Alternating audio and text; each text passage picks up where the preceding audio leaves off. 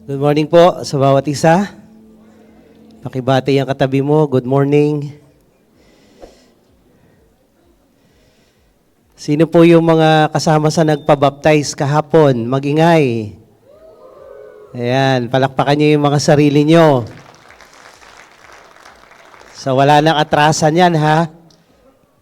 You have decided to follow Jesus? No? Turning back. Kaya sabi ko nga, ginawa nating simple yung water baptism sa lugar na maliit lang para ang pupunta lang talaga ay yung magpapabaptize sa yung mga leaders nila. Dahil ng mga nakaraang water baptism, ang dami natin. Ayun naman pala, gusto lang mag-swimming nung iba, hindi naman pala gustong sumunod kay Jesus. Kaya nung nabaptize na, yung iba nawala na rin. Pero kung nandito kayo, hindi kayo yon. Okay? So, congratulations sa mga nagpabaptize last year na nandito pa rin ngayon. Palakpakan nyo rin yung sarili nyo. Ayan, hindi po ako makakonect. Ayan, lumabas na entertainment room. Paano ba entertainment to? Video okay ba to? Ayan.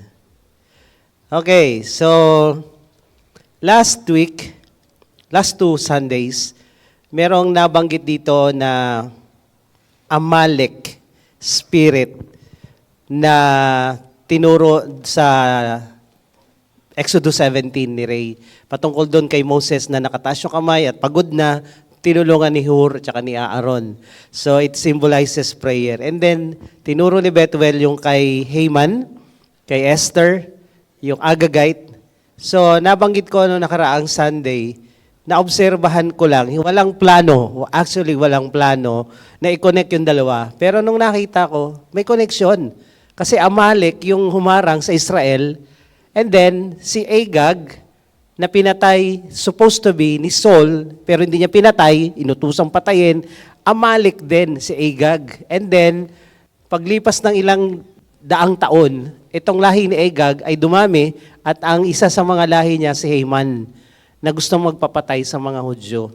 So itong mga Amalek na to ngayon, na-curious ako, talagang inaral ko isa-isa. Saan sila nagmula, anong lahi ba to, anong pamilya ba to. Ako po yung taong mahirap paniwalain. Bago mo ako i-convince, kunyari, networking, product, hindi ako madaling, sige, bili na tayo niyan. Sige, ano na tayo niyan, mag-join na tayo. Bago mo ako ma-convince, kailangan kong alamin saan ka nagmula. Sino ka, ano ka. Kagaya nitong mga Amalek, kailangan ko malaman anong klaseng lahi ng mga tao to. Anong pamilya pinagmulan nito? Saan to galing? Sino sila? Maraming tao, pag nakapanood sa TikTok, naniniwala na agad. Lalo na when it comes to Bible, don't believe immediately. Kailangan mong mag-imbestiga. Lahat ng bagay sa mundo, kailangan mong imbestigahan bago mo paniwalaan. Ang mga taong naniniwala agad, ewan ko kung anong tawag doon. Ang naniniwala sa sabi-sabi, walang bait sa sarili. Lalo na ang media ngayon, hindi mo mapapaniwalaan. Pagdating na Antichrist, wala na pong totoo sa media. Lahat control niya. Okay? So ngayon, when it comes to the Bible, when it comes to every other things, go direct to the source. Go direct to the source para malaman mo, totoo ba talaga yan? Tapos imbestigahan mo, saan galing yan? Yung pamilyang yan, ano ginawa niyan sa mundo? Yung pamilyang yan, anong na-accomplish sa buhay niyan? Yung pamilyang yan, yung lahing yan, saan nagmula? Anong ginawa? Anong ginawa saan nagmula? At ano sila ngayon? So bago ka maniwala sa mga bagay-bagay, kailangan mong magsaliksik. Sa financial nga, sinasabi namin, before you invest, investigate. Okay? Kasi pera yan eh. Di mo pwedeng bitawan yung tiwala mo't salapi sa mga bagay na hindi ka sure.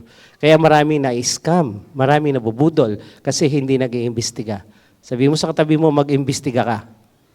Huwag ka basta-basta naniniwala lang na yan. Okay? So ganun din, pag ako nagturo sa inyo, nag-iimbestiga ako. Inaaral ko ang biblical, ang historical, lahat. dahil ayokong magkamali sa aking tinuturo. At ako sa pinaniniwalaan ko na sinabi ko kanina, ang hirap ako i-convince, kailangan ko munang siguraduhin. I'll go direct to the source kung ito ba'y totoo. At marami akong sources. Bago ako maniwala sa isang bagay, marami akong pinagkunan ng impormasyon. And I believe, yung impormasyon ko tama. And may discernment of the Spirit na galing kay Lord na nagsasabi, tama yan. Kaya I pray, lahat tayo ganun mag-isip. Hindi naniniwala sa sabi-sabi. Dahil ang naniniwala sa sabi-sabi, walang bait sa sarili. So itong Amalek ngayon, ganun yung ginawa ko, and I will present them to you today. So pray lang tayo saglit. Pagpalain mo ang aming pag-aaralan, O Diyos, at dalangin ko bukas ang puso't isip namin sa mga salita na aming mapapakinggan at hayaan mo na yung pagsasaliksik sa katotohanan, na katotohanan ay magpapalaya sa amin, gawin namin ito. Lord, hayaan mo ang mga salitang ito ay magkaroon ng pagbabago sa buhay namin as we listen. Thank you, Lord, in Jesus' name. Amen. Sige, palakpakan natin si Lord. Previous month, na daanan din natin yung Ahab spirit. Ano pa yon? Jezebel spirit. Sa Bible, marami pong spirit. Kasi ang demonyo, spirito. Ang daming ginagawa ng demonyo sa mundong ito. Lahat ng negatibo at pangit sa demonyo yan. Walang magandang ginawa ang demonyo. Okay? Kaya lang, bawat ginagawa ng demonyo, may tawag. Merong identity. So bawat demonyo, may demonyo ng Ahab, may demonyo ng Jezebel, ngayon naman demonyo ng Amalek. Sino sila? Let's begin with Deuteronomy 25. Baka kasi hindi natin abutin tong dulo. What is Amalek spirit? Sino sila? Saan sila nagmula? Ito yung mga aralin natin. Ano yung karakteristik nila? Sabi dito sa Deuteronomy 25, 17 to 18, sabi ni Lord sa Israel, kaila Moses, remember what Amalek did to you. Alalahanin nyo ang ginawa nitong si Amalek sa inyo. On the way, as you came out of Egypt, nung paglabas nyo ng Egypt, galing sila na Egypt, slavery for 400 years, lumabas sila, pinalaya sila ni Moses, ginamit ni Lord, and then tumawid na sila sa Red Sea. Pagtawid nila ng Red Sea, pumunta sila sa Mount Sinai. Yung Mount Sinai ay napaka-init na disyerto ito. Doon pa lang, itong mga Amalek, meron silang community doon. Kasi itong disyerto, ito ang tirahan ng mga Amalek. So, nandun kami sa Mount Sinai, may mga nakatira doon sa tent. Talagang grabe yung balat nila, parang balat ng mga kalabaw na tutong dahil sa init. Tapos sila hindi bumoboto, hindi sila nagre-rehistro sa gobyerno, walang stress ang buhay nila, lumalagpas sila ng mga 100 years, yung nga lang tutong. Tutong talaga yung mga balat nila dahil sa disyerto. So yung area na yon, doon nakatira itong mga Amalek hanggang doon sa Jordan, malapit sa Saudi Arabia. So itong mga Amalek na to, paglabas na Israel, dalawang pwede nilang daanan. Yung sa disyerto na tinatawag na King's Highway at doon sa tabi ng Mediterranean Sea na tinatawag na Way of the Sea. Supposed to be, mas madali doon sa Way of the Sea. Kasi walang rough road doon, walang mga bundok-bundok. Kaya lang, sabi ni Lord, pag pinag-aralan nyo ang Old Testament, sabi ni Lord, magulo doon. Gera doon, huwag kayong dumaan doon, baka ma-discourage kayo. At saka, ang mga Palestinian, kalalanding lang doon, mga ilang taon ang nakakaraan, lumanding ang mga Palestinian people. Ang mga Palestinian, hindi po taga Jerusalem, hindi taga Israel yan. Taga Cyprus, taga Island of the Sea. So bumiyahe sila doon, kinanker nila ang Kanaan, kasabay naman ng paglabas ng Israel sa Egypt. So magkakasalubong sila, magkakagera-gera ng todo dito at magera na nga, dadagdag pa sila. So dito sa highway, King's Highway, walang gera. Pero ang dadaanan nila, itong mga Amalek. Dadaanan nila yung mga Amorites, yung mga Ammonites. And then, hindi yun ang kalaban nila. Ang sabi ni Lord, ang kalaban nyo yung mga Canaanites. Ika-conquer nyo yung syudad nila, yung territory nila, doon kayo titira sa Promised Land. So ang Amorites, Ammonites, at Amalekites, hindi nila to kaaway. Kasi kamag-anak nila to. Okay? Pero doon sila dadaan sa territory nitong mga to. So ang sabi dito, nung lumabas na sila ng Egypt, itong si Amalek, itong lahi na to, ay nilusob sila Sabi dito, He attacked you on the way when you were, what? Nagpipintura kayo. Faint, di ba? Ano yung faint? Nung kayo'y faint and weary, pagod, hirap, pagod na, lupaypay na, hirap kayo dahil nang bumiyahe nga kami doon, tinitingnan namin, tawid kami ng Red Sea, underwater yung tunnel from Egypt to Israel, to Mount Sinai. Then pagdaan namin, tinuro ng mga guide yung, ito yung Meriba, dito yung well na nag-away-away sila, dito sila uminom ng tubig. Tinitingnan ko, halos ang nabubuhay na halaman, yung mga talahib lang na kulay brown pa. Almost wala yung mga bush, yung burning bush na sinabi ni Moses. Doon marami. Pero mga tuyo, sabi ko, sinong mabubuhay dito? At kung naglalakad lang sila, aangal talaga to. Kami nga naka-tourist bus pa. Meron pa kaming gwardiya na naka AK-47, dalawa. Kasi maraming pirata doon sa disyerto. So sila naglalakad lang, mainit, kakapagod talaga. So lupaypay, pagod, at nung sila'y lupaypay na't pagod, doon sila inatake ng Amalek. At saan umatake ang Amalek? Sa unahan, sa gitna, o sa likod? Saan? Sa likod. Pag kayo magbabiyahe, imagine ninyo, around kalahating milyon na tao lumabas ng Egypt. Sino ang nasa unahan dapat? Alam nila yung dangers na dadaanan nila.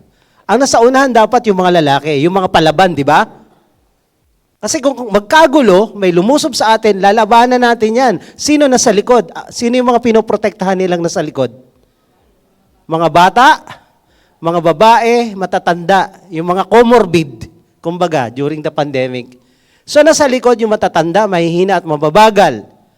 Ang inatake ng Amalek, hindi yung nasa unahan, yung nasa likuran. Sino sila? Ano klaseng mga tao to? Ha?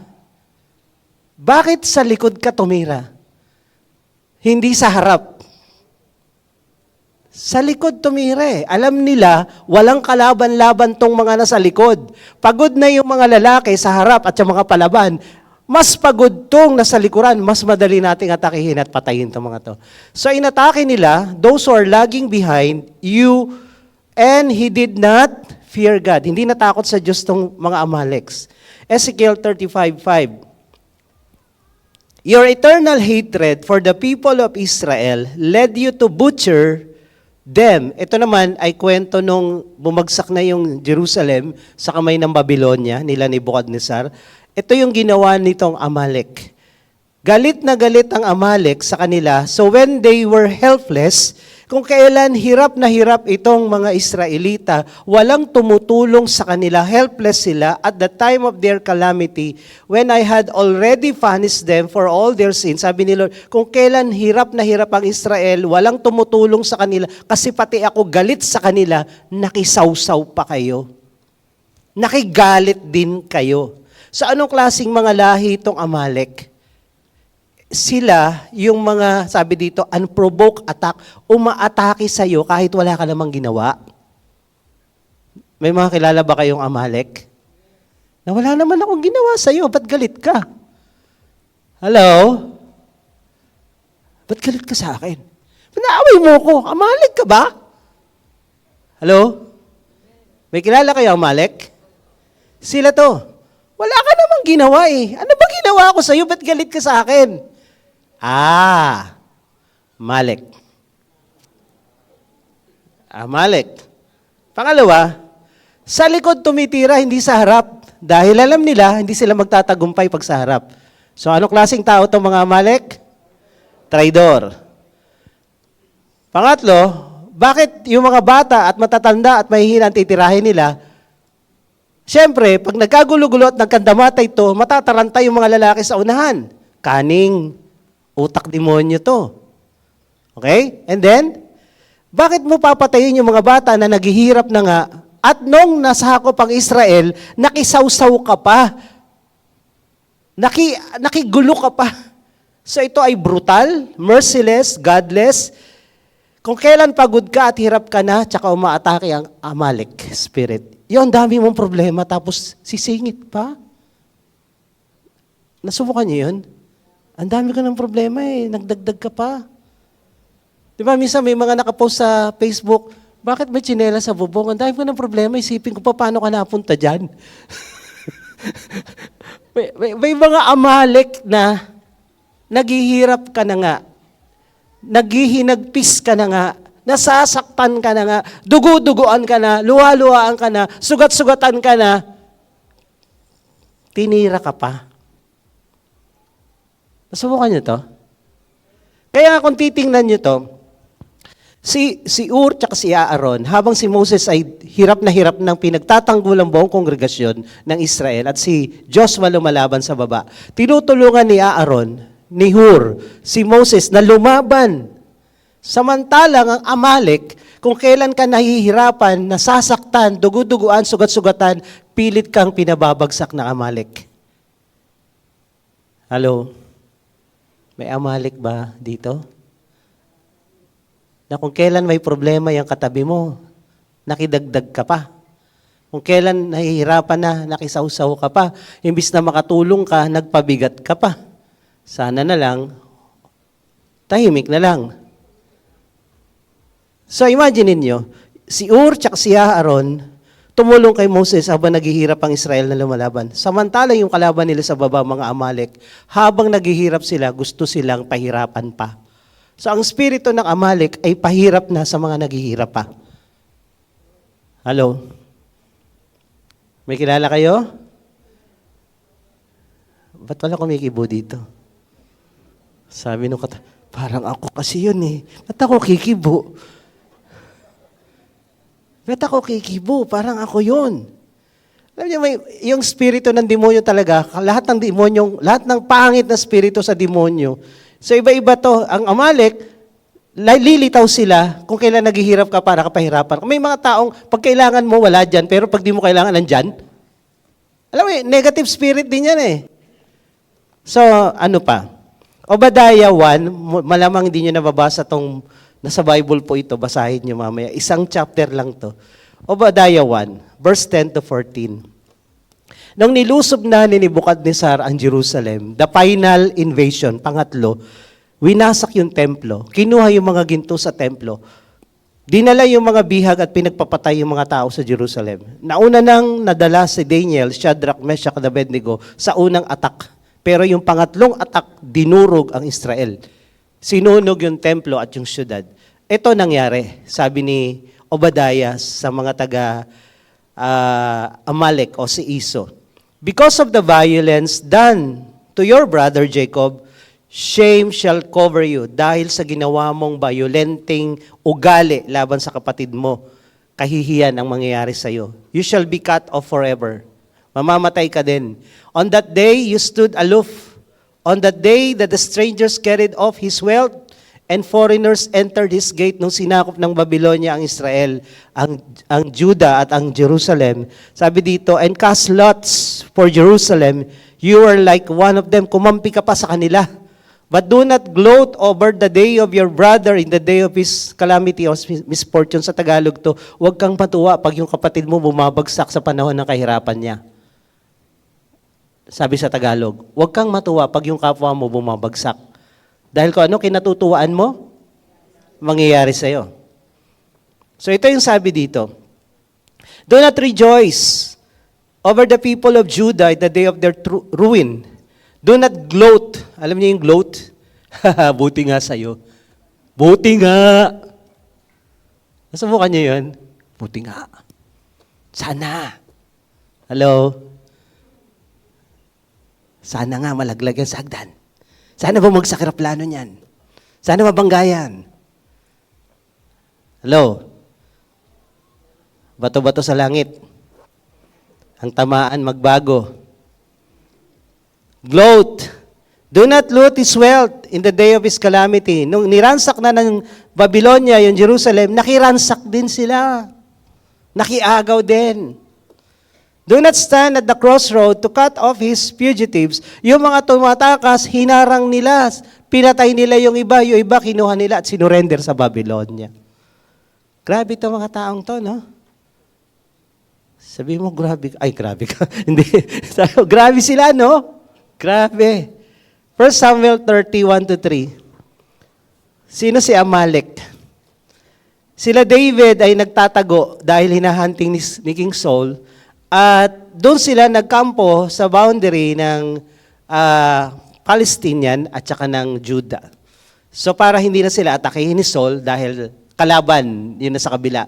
Ang ginawa ni David, kumampi na rin sa Philistine kasi wala na eh, wala siyang matakbuhan eh. And then, nung lalaban na yung mga Philistine kay Saul, lumusob sila kasama yung mga army ni David, iniwan nila yung teritoryo nila, Siklag. Kung kailan sila umalis, doon lumusob ang Amalek. Bait talaga nila, no? So when David and his men came to Siklag, pagkatapos, hindi na tuloy na sumama sa gera si David kasi sabi ng ibang Philistinian kings, iyan yung pumatay kay Goliath, hindi niyo ba naalala? Kakampi natin. Baka pag gera na, bumaliktad yan, tirahin tayo yan, pauwiin nyo yan. So pag-uwi nila, inatake na ng Amalek yung teritoryo nila. Sabi dito, the Amalekites had made the raid against the Negev and against Siklag. They had overcome Siklag and burned it. Sinunog yung teritoryo, yung tinitirahan nila David, yung mga babae at mga bata na naiwan doon, kinuhang captives. Kung kailan umalis sila David, at saka sila umatake. Anong klaseng tao tong mga Amaleks? Ha? Kung kailan ka vulnerable, kung kailan ka hirap na hirap, kung kailan ka hindi mo kayang lumaban, tsaka kanila titirahin. Sabi mo, buti na lang, wala tayong Amalek dito, no? Buti na lang. Numbers 20:18-20. Noong lumagpas na sila doon sa Mount Sinai, iikot na sila sa King's Highway na sinasabi ko kanina. Jordan, teritoryo ng Jordan to. Andi dito yung Petra, yung pinuntahan namin ng mga batong kulay pula at nandoon sila nakatira sa mga bato. Mamaya pakita ko. So doon na sila dadaan sa King's Highway. Ang sabi na naman itong mga Amaleks, the same Amalek is the lahi ni Edom. So Edom said to him, sa Israelites, you shall not pass through, lest I come out with the sword against you. Hindi kayo pwedeng dumaan dito. Nagpadala ng letter sila Moses at ang nakasulat doon, alam nyo naman ang nangyari sa amin sa Egypt. Yung ating mga ninuno, dahil itong si Amalek, anak ni Iso, na kapatid ni Jacob, ni Israel. Magkamag-anak to. So nagpadala ng sulat, ang Israel, sabi niya, nabalitaan nyo naman kung gaano kami naghirap sa Egypt, kung paano kami pinahirapan ni Pharaoh, at nung lumabas na kami ng Egypt, nahirapan din kami sa biyahe. Dadaan kami sa teritoryo mo, Edom o Iso, hindi kami kukuha ng anumang prutas o tubig, dadaan lang kami, wala kaming gagalawin. Ni tubig, hindi kami inom. Kung meron man, babayaran namin. Ang sabi ni Edom, ni Amalek, hindi pwede, hindi kayo makakadaan dito. Walang right of way dito. Teka, magkamag-anak tayo, di ba? Pinamana tong lupa. Hindi, ayokong mabawasan kahit isang dangkal. May kamag-anak kayong ganun? Ha? Isang dangkal lang eh. Ganyan lang ang lakad ko eh. Hindi pwede. Kamag-anak tayo eh. Awas ha? Wala ka makamag-anak. Eto, si Amalek. Si Edom. At sabi niya sa verse 20, you shall not pass through, and Edom came out against them with large army. So hindi talaga. Nagpadala siya ng maraming army. Hindi kayo pwedeng dumaan. Walang right of way dito. Umikot kayo doon. Kung kayo ay pupunta ng Antipolo, tapos dadaan kayo ng Masinag, hindi pwede. Dumaan kayo sa Quezon. Grabe, no? Grabe ugali nito. So sino si Amalek? Madamot, masama ang ugali, walang kapakapatid o kamakamag-anak. Wala.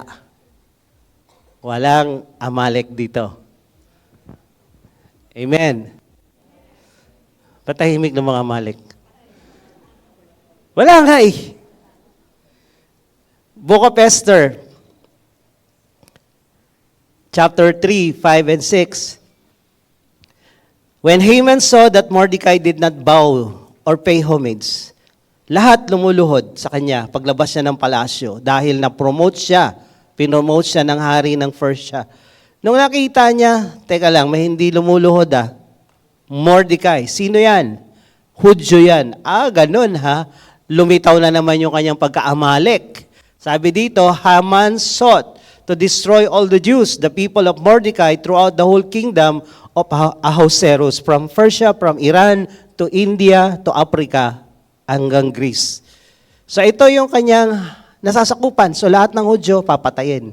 Massacre, genocide. So Amalek wants to destroy God's people. Ang karakteristik ni Amalek ay gusto niyang sirain, patayin ang mga anak ng Diyos. Kaya sabihin mo sa katabi mo, anak ka ba ng Diyos? Okay, ikaw ang target ni Amalek. Sirain ka ni Amalek o tirahan ka niya sa loob mo. Hebrews 12:15, 17. Sa New Testament ba nawala na si Amalek? Andun pa rin. See to it that no one fails to obtain the grace of God, that no root of bitterness spring up and causes trouble. By it many become defiled. That no one is sexually immoral or unholy like Esau, who sold his birthright for a single meal. Binenta niya yung kanyang karapatang maging panganay sa isang lugaw lang. For you know that afterward, when he decided to inherit the blessing, he was rejected. He found no chance to repent, though he sought it with tears. Kahit nag-repent na siya, hindi niya na nabawi yung ginawa niya. May mga bagay na kahit nagsisi ka, hindi na mababago yan. Hello? Kaya wag mong gawin. May mga bagay na pwedeng mabago, pero may mga bagay na hindi na. So ano ang Amalek spirit? Spirit of anger, bitterness, resentment that defile others. Pag sinabing resentment that defile others, ikaw lang yung galit pero hinahawaan mo yung iba. Alam mo yon? Ang taong galit, nagre-recruit. Galit ako dyan, i-recruit kita. Galit na tayong dalawa. Tatlo na tayo. 4 na tayo, galit tayo sa kanya. Teka lang, anong ginawa niyan sa iyo? Ba't galit ka rin? Nakikigalit ka? Ha? Hindi, pinakain kita, di galit ka na rin. Nilibre kita Di ba? Nagre-recruit ng kagalit, ng magagalit. So ang tawag dyan, illegal recruiter. Illegal yan. Kung ikaw lang galit, suluhin mo na lang. Ba't nagre-recruit ka pa? Ang Amalek spirit, nagre-recruit. Yung resentment niya, yung bitterness niya, pinapasa sa iba. Nahahawa ang iba. Huwag kayong tumingin sa katabi niyo. Dati hindi ako galit niyan. Ngayon, galit na ako dahil sa'yo. So, it defiles others. Unforgiving spirit. Ano pa? Sabi dito, si Esau ay binenta yung kanyang yung kanyang birthright for a single lugaw na kulay pula. Ang spirito ng Amalek ay nakukuha sa pakain-kain at pabigay-bigay. Hello? Binigyan ako ng lugaw Ipalit ko na yung aking karapatan. Ang sabi dito, immorality. So, ang Amalek spirit o Esau spirit ay pinagpapalit nila yung mga importante sa mga bagay na hindi importante. Sa mga eternal na bagay, pinagpapalit yung mga temporaring kaligayahan, kasiyahan, immediate enjoyment, hindi na inisip ko anong kahihinatnan nito. Masarap Gusto ko kasi. Lugaw lang yan Lugaw lang yan. Ano pa ang pinagpapalit mo sa mga bagay na importante sa buhay mo? So, ang nangyari dito, ito ang spirit of Amalek. Pag pinagsama-sama natin to. The Amalek spirit is, they attack you unprovoked. Tinitira ka nang wala ka namang ginawa. Traidor, cunning, brutal, merciless, godless. Kung kailan pagod ka at hirap ka na sa buhay mo, sa pagkikipagdigma mo sa buhay na to, nagdadagdag pa sila. Tsaka sila umaatake. Madamot sila, masama ugali. Kung magbibigay man yan, may kapalit. Lugaw, may kapalit yan. Birthright. Walang kapakapatid o kamag-anak. Ayaw ko sa'yo, galit tayo. Amalek wants to destroy God's people. Anger, bitterness, resentment that defiles others, nangahawa, nagre-recruit ng magagalit sa ibang tao. Unforgiving spirit, immediate enjoyment, ito yung mga karakteristik ni Amalek. Pero pag binuod mo to, naka-highlight ito. Ito naka-highlight kay Amalek, your eternal hatred. Imagine mo, eternal Hatred. Pag sinabi eternal hatred, ha? Ano eternal life? Buhay na? Walang hanggan. Eternal flame. Kanta yun, ano? Eternal life, buhay na walang hanggan. Eternal hatred. Walang hanggang galit. Grabe. Tapos sabi sa Hebrews, yung binasa natin, root of bitterness. Pag kinongclude mo lahat, ang naka-highlight sa kasalanan ni Amalek, galit na hindi nawawala. Galit na hindi natatanggal at galit na nanghahawa ng iba. Ito yung pinaka-highlight. The spirit of Amalek. Kaya pag tumabi si Amalek tayo, alam mo ba? Ay, alam mo na yan. Ang sabi ni Lord sa Amalek, then Amalek came fought with Israel at Rephidim, Exodus 17, and sabi ni Lord sa 16, ganun ha, nakipag-away ka sa tao ko, the Lord will have war with Amalek from generation to generation. Isang beses lang nagtanim ng galit si Lord sa Amalek pa. Why? Mamaya malaman natin kung matapos natin to. Now, how it started? Paano ba nagsimula itong gulong to? Itong eternal galit ni Amalek. Dito nagsimula yan sa tiyan ng nanay nila. Dito, yung kanilang nanay ay nabuntis. Ang tagal nilang nagpipray ng anak at wala silang anak dahil baog. And then nagpray si Isaac, Lord, bigyan mo na kami ng anak. And then nabuntis nga. At nagtataka itong nanay, bakit yung anak ko parang ang gulo sa tiyan? Ayun pala, dalawa. Kambal. Tapos nagtatadyakan sa loob. Ako, ano nga, paborito ng nanay ko. Sa tiyan pa lang, ha? Nag-aaway sila sa tiyan pa lang. 2 nations are in your womb, and 2 peoples from within you shall be divided. The one shall be stronger than the other, the older shall serve the younger. Yung panganay ang maglilingkod sa bunso. So when her days to give birth were completed, nung manganganak na siya, behold, there were twins in her womb. Alam natin, wala pang ultrasound noon, kaya hindi nila alam. Pero sabi ni Lord, dalawa yan. The first came out red. Kaya nga ang tawag ay Edom. Red. At balbon, kaya tinawag na Iso. Okay? Red na balbon. His body like a hairy cloak, so they called his name Iso. Ibig sabihin ni Iso, balbon. Pagpula naman, Edom. So pag sinabing Iso and Edom, isa lang yan. Amalek, anak ni Iso. Okay? Afterward, his brother came out with his son holding Iso's heel, so his name was called Jacob. Ibig sabihin, cheater, mandaraya, o gustong mang-agaw. So naunang nilabas ng nanay, itong si Iso, panganay siya, pero nakahawak sa paa, itong si Jacob. Pinipigilan niyang mauna. Dati may umate na kambal dito nung bago yung church. Nag-aagawan sila, nag-aaway sila kung sinong una. Parehas lang namang araw ng pinanganak nila. Pero nag-aangalan sila kung sino yung nauna. Oras. Para namang may mamanahing napakalaki, no? So, ganun yung nangyari. So, ngayon, ito, gusto ni Jacob, ako mauna. Okay? So, dito nag-start yan, yung sibling rivalry. Genesis 25:30-33. Ito na yung kinikwento natin kanina, na nagutom si Iso at gusto niyang kumain ng lugaw, ng lentils na kulay pula. Sabi ni Iso, galing sa pangangaso, pagod, at sabi niya kay Jacob, let me eat some of that red stew, red, Edom. I am exhausted, pagod na ako, therefore his name was called Edom. Jacob said, sell me your birthright. Ikaw ang panganay, ibenta mo sa akin yung panganay. Sa lumang kultura, pag panganay, doble o 3 doble ang mamanahin. Plus, syempre, siya yung may say. So, may dahilan. Sabi ni Jacob, ibigay mo sa akin yung birthright mo. So, ang sabi ni Esau, ganito, I am about to die. Mamamatay na ako eh. What's use of birthright to me? Parang ganito lang din pag nagkakasala tayo. Gusto ko na ngayon eh. Bakit kailangan ko pang maghintay bukas? 13 na ako, bakit di pa ako pwedeng magjowa? Di ba pwedeng 13? Bakit kailangan pa 21? Ngayon na, now na. Di ba? Gusto ko yumaman eh, mas madali itong paraan na ganito, tatanggap lang tayo ng ganito kahit illegal. Ba't kailangan pa natin magsikap? Now na! So may mga bagay na kailangan mo antayin para maging tama. Pag ginawa mo ng maaga, mali. Hello? Pag ginawa mo ng maaga yan, mali. Pag sinortcut mo, mali. Pag dumaan ka sa tama, yun ang gusto ni Lord. So ito, gusto niyang i-shortcut. Sabi niya, ay, ano pa? Anong silbi nitong birthright? Mamamatay na ako. So, ang sabi ni Jacob, swear to me.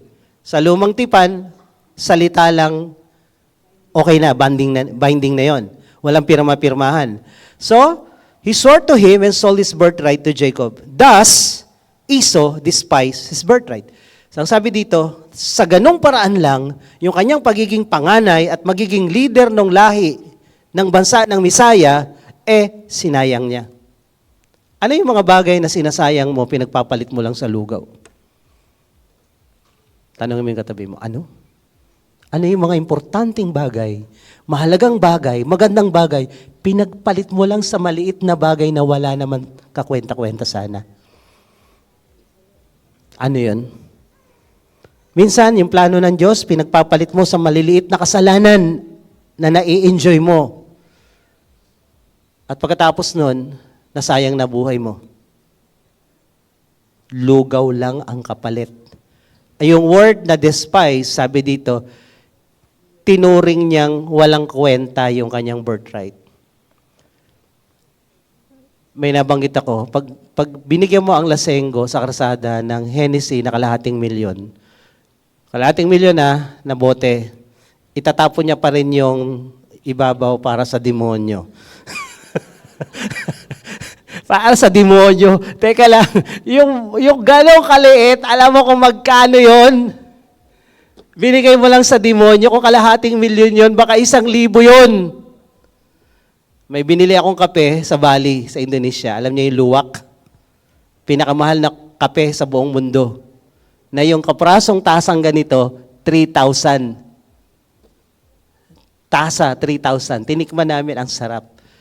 Pag yun binigay ko sa iba, bumili ako ng beans. 2. Pag binigay ko yan at pinainom ko sa iba na hindi alam, na luwak yan, sasabihin nila, ano ba to? Ba't ganito lasa na ito? Parang Batangas coffee lang. Hindi alam yung importansya ng Hennessy. Hindi alam yung importansya ng kape luwak. May mga taong ganun, hindi alam yung importansya ng mga bagay-bagay. Ito naririnig nyo ngayon, hindi to pipitsugin.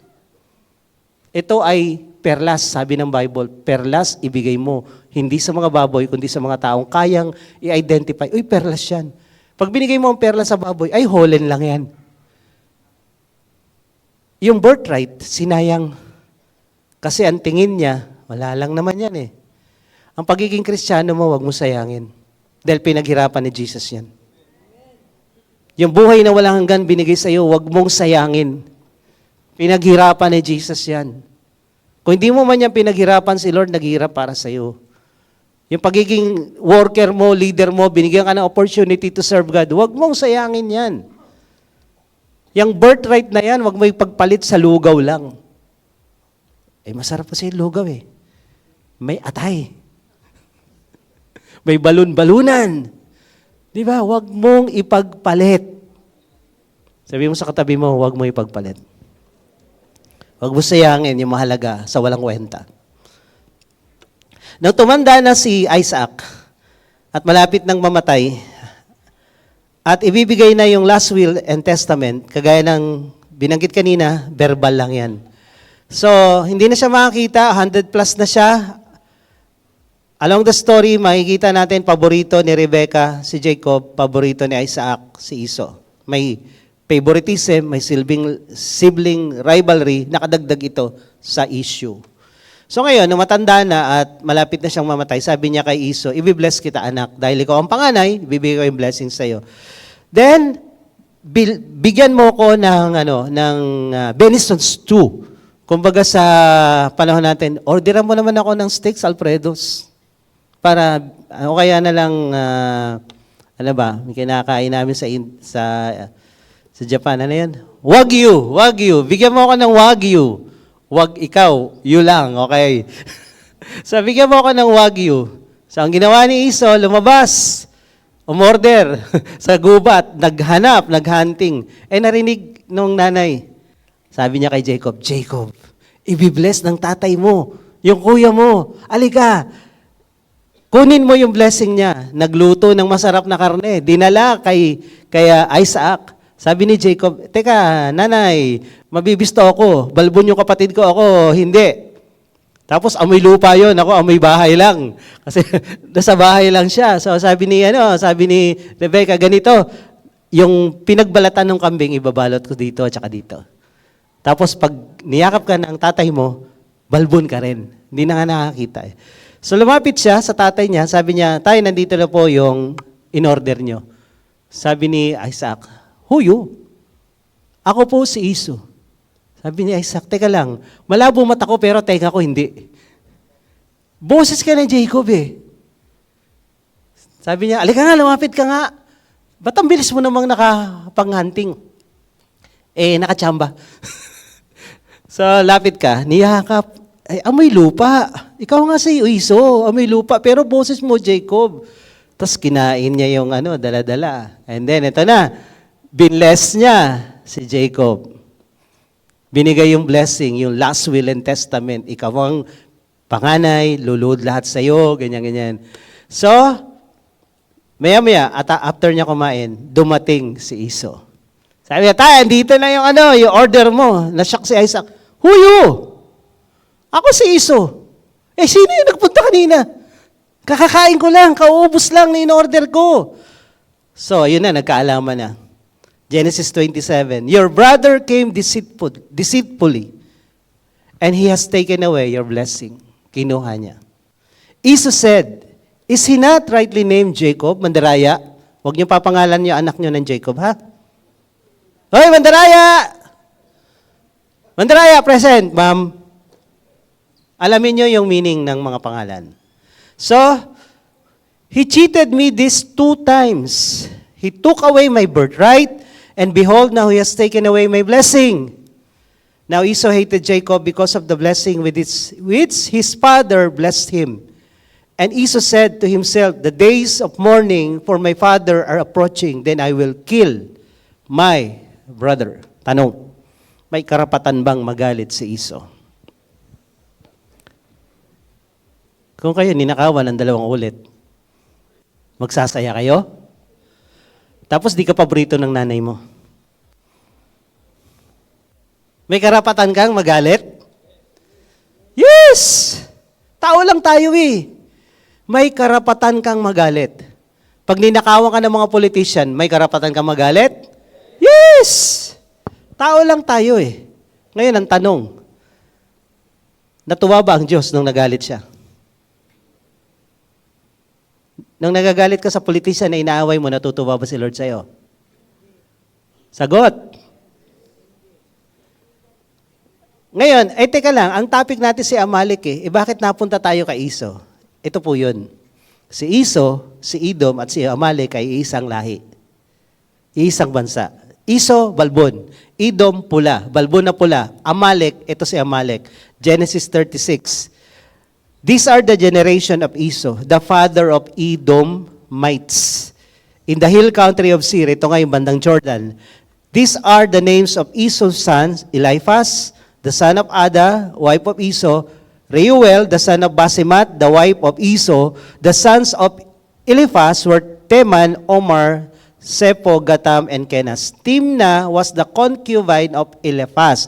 Anak ni Esau si Eliphaz. May kabit siya at sa kabit niya, nagkaroon siya ng anak na ang pangalan ay Amalek. So pag binanggit sa Bible, Amalek, Edom, Esau, isa lang yon. The same group of people. So ngayon, itong decree ni Lord, from generation to generation, you will fight with Amalek. Siguro hindi ko ito matapos ngayon, pero ito lang. The resurgence of Amalek. 1446 BC, ito yung inatake ng Amalek, sila Moses. Paglabas ng Egypt. 1446 BC, Exodus 17. Another story, 1010 BC, inutusan ni Lord si Saul na ubusin ang Amalek at tiniranga niya si King Agag. So ilang taon ang pagitan? Ano ngayon? Kwenta muna kayo. Almost 500 years. below or advanced. Then after 110 BC, winasak ni David yung mga Amalek na lumusob sa Siklag. Then after 1010 BC, 474 BC, napadala na sa Persia ang mga Hudyo nung sinakop ni Nebuchadnezzar, din natalo ang Babylon ng Persia, Iraq natalo ng Iran. Ang Persia po ay Iran, ang Babylon ay Iraq. So, pagdating dito, napadpad doon sila sila Daniel, at lumipas na henerasyon nila, sila Esther naman. Esther and Mordecai. Lumitaw ngayon si Haman sa panahon na yon. After ilang taon? 1010 BC minus 474? Almost 500, less or more. Laging less or more 500 years, lumilitaw si Amalek. So tama yung sabi ni Lord na from generation to generation, si Lord mismo ang makikipagdigma kay Amalek. Si Lord mismo. Imagine mo to. So, 6 to 4 BC, si Herodes na naging hari ng Hudyo, sa panahon na yon ay isang Amalek. Isang lahi ni Iso. Tsamba ba to? Napalagay niyo, tsamba to? Lalagpasan ko to, itutuloy ko to next week dahil medyo mahaba na. Ang tanong ko ngayon, asaan si Iso ngayon? Asan si Edom ngayon? Asan si Amalek ngayon? Yung bansa nilang tinitirahan, ito. Ito yung pinuntahan namin nung nagbiyahe kami sa Israel, kasama ito. Sobrang init to, hindi nakarating Sturgeon dito. Nangalahati pa lang kami, ang tawag dito Wadi Ram. Yung Star Wars movie, dito sinushooting, kulay pula to. Para tong Red Planet. Kaya nga, Edom red. Pati yung tirahan nila sa bundok, red. Tapos yung malaking bato na yan, dyan sila nakatira, inuukit nila yan. Ito kasama to sa 7 wonders of the world. Itong Petra. Petra ang tawag dito. So nasa disyerto to ng Jordan, between Saudi Arabia, Jordan, dun to. Ito yung tirahan nila Edom.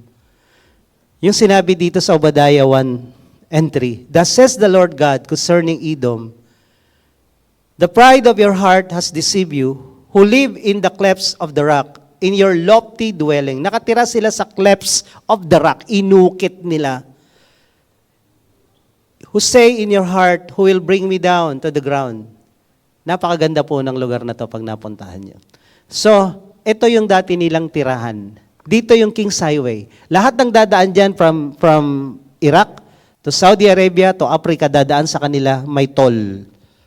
And then, nawala sila dyan, ang pumalit na Batians. Ngayon, asa na sila? Asa na sila, Amalek? Asa sila, Amalek? Alam niyo si Amalek, baka nasa puso mo ngayon. Baka nasa puso mo ngayon. Baka ikaw yung nagkakalat ng galit sa iba. Yung word na bitterness na nadidefile yung iba, ang sabi sa Greek, lason, poison, toxin. Baka si Amalek ay wala ngayon, pero nasa loob ng puso mo. Ikaw yung kung kailan may problema yung tao sa paligid mo, yung kamag-anak mo, yung kapatid mo, nagdadagdag ka pa. Imbis na makatulong ka, nagdadagdag ka pa. Ikaw yung klase ng tao na ayaw magpatawad. Yung galit mo talagang, hindi ko yan patatawarin. Hanggat mamatay tayo, hindi tayo magpapansinan. May ganun ba doon? May ganun ba dito? So itong si Amalek, maaring wala na silang tirahan ngayon sa Middle East, pero nakatira siya sa puso ng ilang taong nandito. Hello? Bago tayo umalis, tatapusin ko to next week. Marami pa tayong detalyeng hindi nakuha.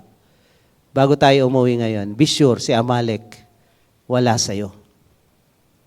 Ngayon, kung nasa paligid mo si Amalek, di palayasin mo. Pero siguraduhin mo, wala sa loob mo si Amalek. Hindi ikaw yung taong nagtatanim ng galit, perpetual, eternal hatred. Ala, di ko na ibabatiin yan. Ano bang dahilan? Lugaw lang na mausapan namin eh. Ang dahilan, kasi inagaw yung blessing ko.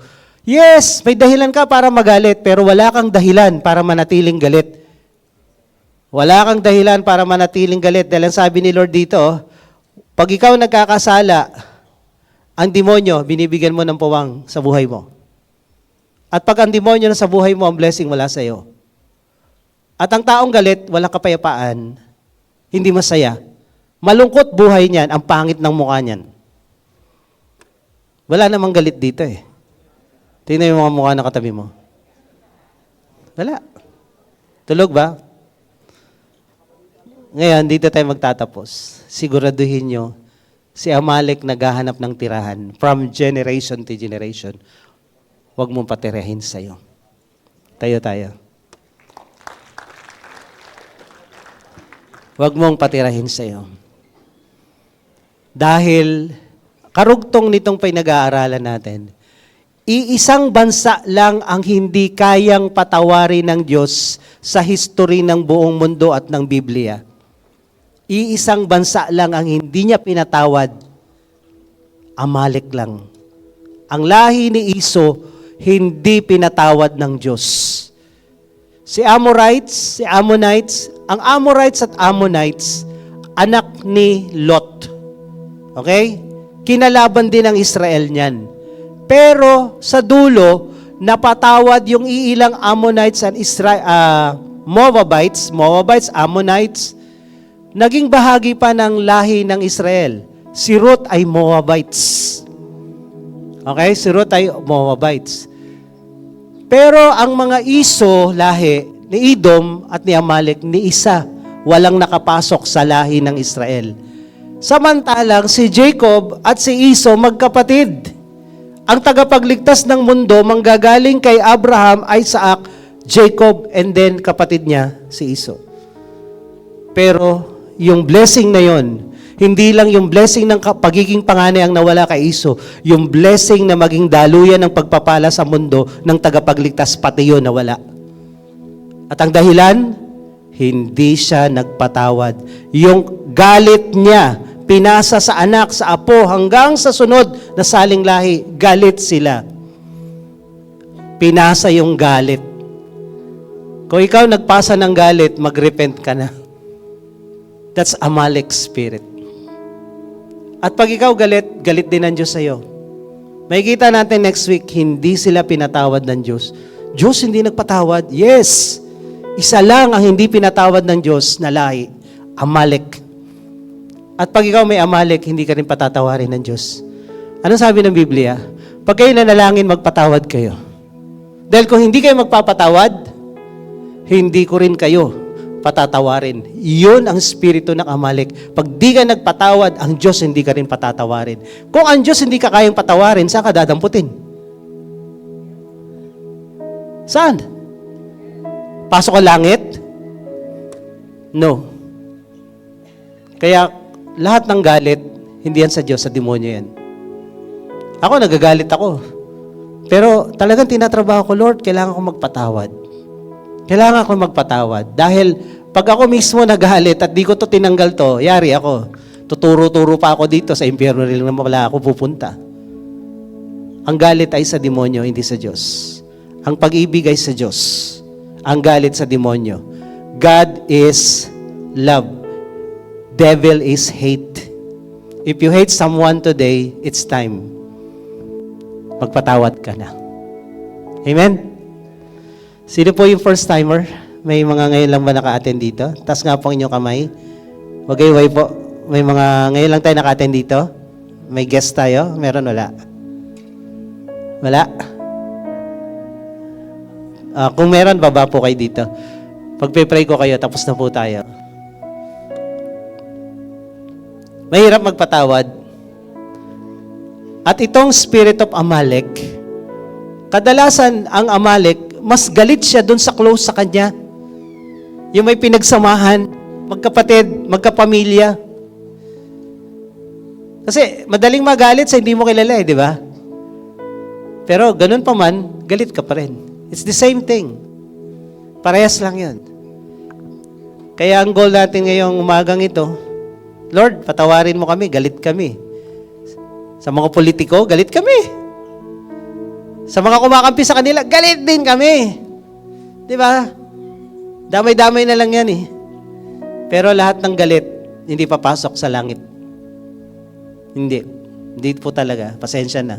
Yan ang sabi ng Biblia.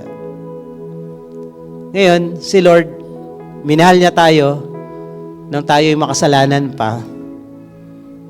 Alam ni Lord yung galit natin, kaya nga gusto niya tayong patawarin dun. So sa ating mga bisita, welcome po kayo sa Juhia. Ang Juhia po ay Jesus Our Hope International Assemblies.